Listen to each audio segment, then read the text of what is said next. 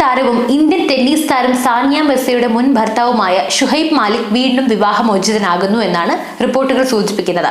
പാക് നടിയായ സന ജാവേദിനെ 2024 ജനുവരിയിലാണ് ഷുഹൈബ് മാലിക് വിവാഹം ചെയ്തത്.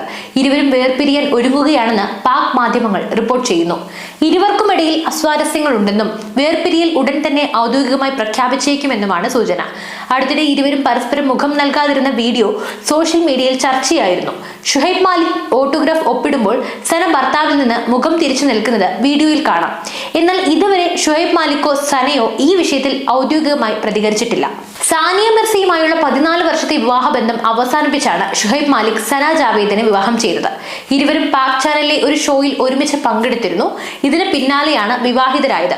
വിവാഹത്തിന് ശേഷം പാകിസ്ഥാൻ സൂപ്പർ ലീഗിലെ ഷുഹൈബ് മാലിക്കിന്റെ മത്സരങ്ങൾ കാണാൻ സന സ്റ്റേഡിയത്തിൽ എത്താറുണ്ടായിരുന്നു.